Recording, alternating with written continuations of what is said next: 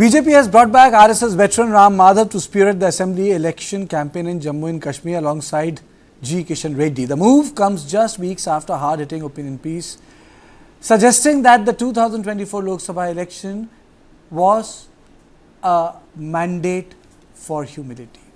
On Tuesday, BJP named Ram Madhav and G. Kishan Reddy as election in charge of the upcoming assembly polls. Assembly polls in JK will take place after 10 years and for the first time after the abrogation of Article 370 and the bifurcation of the state into two union territories. Ram Madhav played a crucial role in the BJP's election success in J&K, where it became the second biggest party with 25 seats after People's Democratic Party with 28 seats. And more than the National Conference 15, the BJP became the kingmaker. With the governor's rule in J&K after hung assembly, it was Ram Madhav who got both of them together. It's history, but the point is the man is again who made inroads for Bharatiya Janata Party in Northeast in Jammu and Kashmir. He ensured the government of Bharatiya Janata Party in Assam. He ensured the government of Bharatiya Janata Party in Manipur. There was a very closely coordinated election in Nagaland. The fruits of even reaped in Tripura. So he created new pathways for the party, but then he was divested of the portfolio. Mr. Madhav was sent into exile. But he returns. So today, both Ram Madhav and Rahul Gandhi, Ram and Rahul, are in Jammu and Kashmir. And on this, I am joined by Aditya Rajkaul, my colleague, and Ajit Jha, senior journalist. But to you, why was Ram Madhav brought back, I won't use the word oblivion, by the party top leadership? Necessity, or I leave it open to you? Well, Karthikeya, Ram returns from exile. Why does Ram return from exile?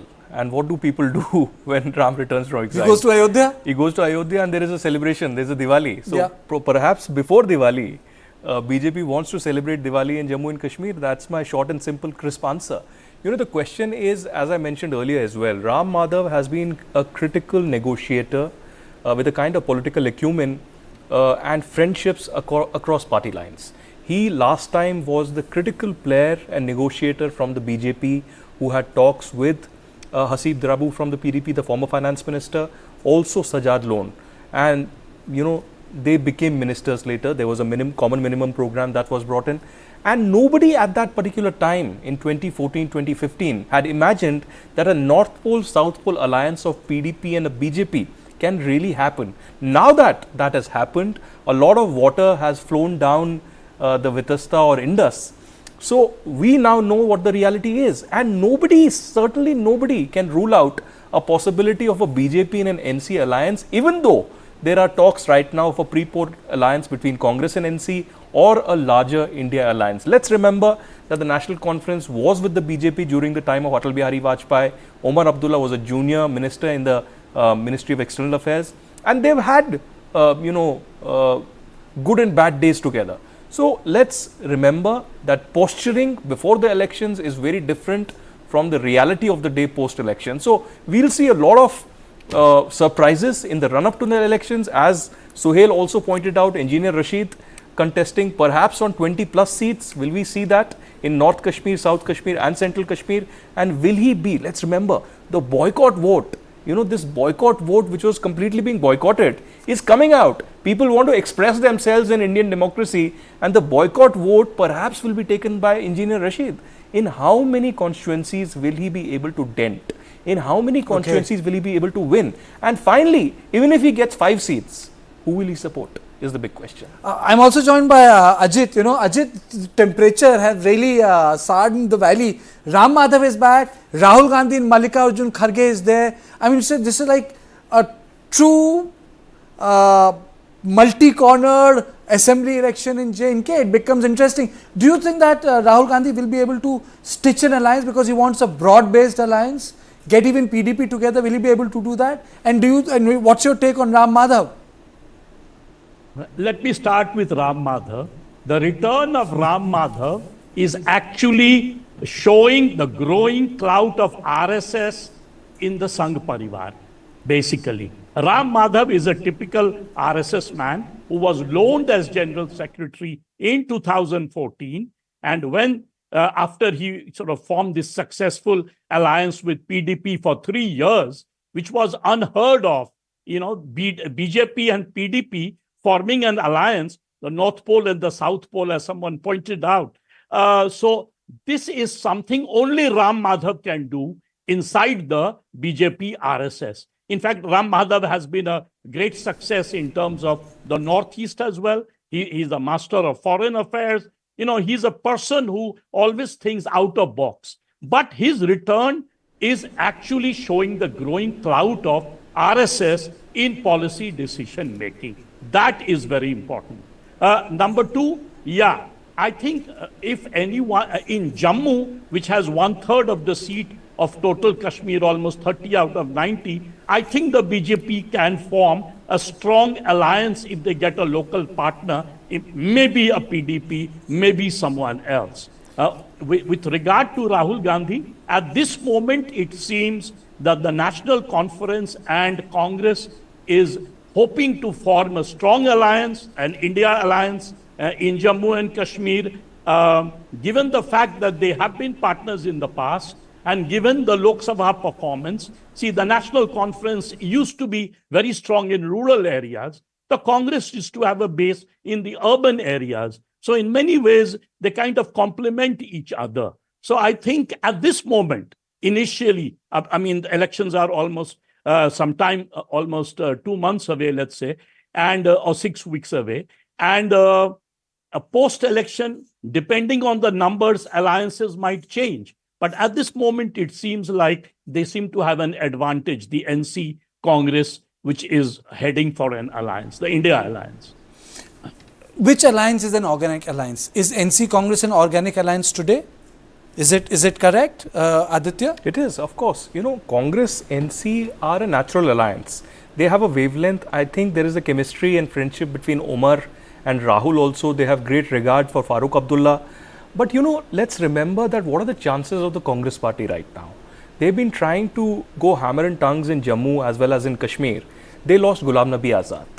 There have been organizational changes that have happened in Jammu itself. In the last elections, their performance wasn't that great.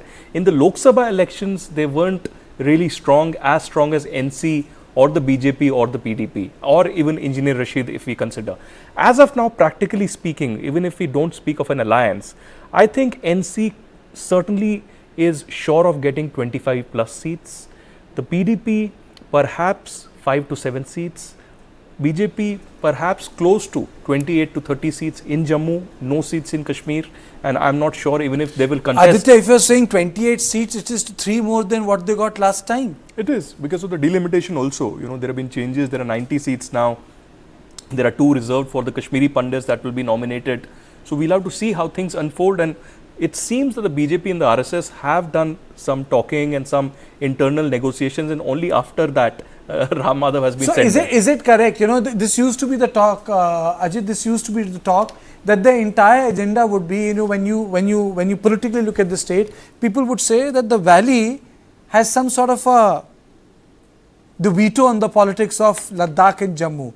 Do you think that in this election, as Aditya was suggesting, that veto has been broken? So the Jammu also has a veto, Valley also has a veto, and Ladakh is outside that veto because it's it's a union territory. But people are desirous there of some sort of a democratic electoral arrangement. Well, with the new reorganization of whatever changes in constituency delimitation, I think Jammu is going to play a pivotal role there. It almost Ajit, you are saying that the gravity has shifted from the Valley to Jammu. You are saying this. I'm saying that the significance of Jammu, which was almost negligent in the past, the entire thing was Kashmir run, that is over. Now Jammu is as important as the Valley is to Jammu and Kashmir. And in that sense, the BJP will be a strong player if it wins what Aditya predicted, almost close to 28 seats, which means basically sweeping the entire of Jammu. Then the PDP might not have any other option but to join an alliance with the BJP. and maybe some other factions as well. So it will be an interesting election. We can't take it for granted what happened in Lok Sabha will end up happening in the assembly as well. Assembly elections are usually very different. And in this case, the delimitation changes everything partly in favor of the BJP. So Aditya, I think, yes. Okay, fair enough. Aditya, one thing was very, very, I would say, expected through the process of PDP and BJP coming together was new political faces. But if you now look at people who went out of bureaucracy, joined politics, have come back. People who were extremely left of center have taken like the Deshbhakt stand in Kashmir. People have become vocal on social media, but they have not been able to create political constituencies. Ye kyun hua? Why has this happened? This new breed of politics has not been a success in Jammu and Kashmir. One is that.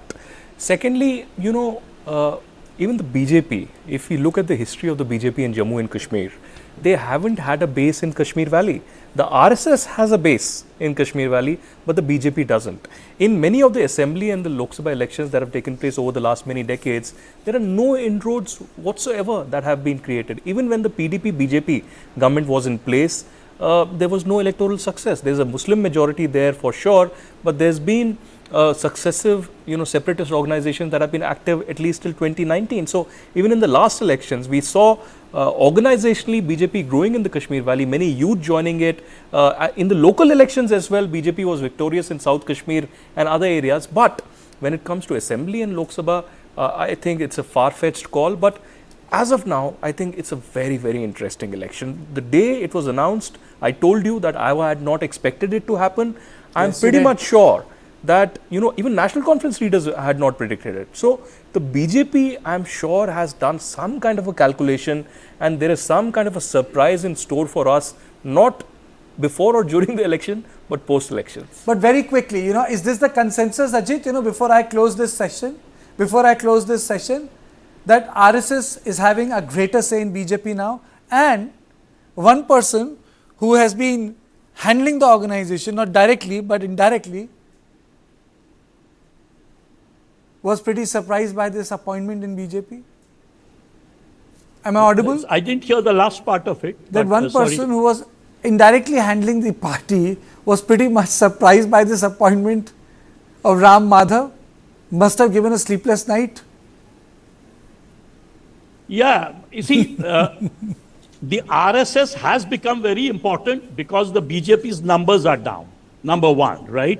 Remember that great interview that Nadda ji had given to Indian Express where he said that we needed the RSS in the past, we don't need the RSS anymore. It's just the reverse. Post-election, suddenly you find RSS all around. In almost every decision of the BJP, the RSS is around. Absolutely. And especially in states like Jammu and Kashmir, in the northeast. These are the areas of concern for the RSS because for them, national security is a very big issue. And remember one thing, the PDP-BJP alliance had broken precisely on this soft versus hard approach towards the suspension of operation, towards talk to Pakistan. So those are the issues that might come back again into this political arena. Okay. Thank you, Aditya. Thank you, Ajit. But today, both Ram Madhav has come back, as Aditya says, that the exile has ended. And both Ram and Rahul are in Kashmir. So the politics is there, in terms of, top leadership's presence in Kashmir. And Ram Madhav is not an outsider. He was the one who built the government in 2015 and no one expected it. In fact, no one knew at that point of time that Mufti Senior has a son, and then they realized that, he was one of the people engaged in it. But nonetheless, and on the left side are those historic photographs of 2015 when, Prime Minister was also there. And now Rahul Gandhi's challenge would be to build an alliance, and Ram Madhav's challenge would be to ensure that the BJP is in a fighting space. Hindi mein kahavat hoti hai, ज़रूरत के लिए आदमी कुछ भी कर सकता है.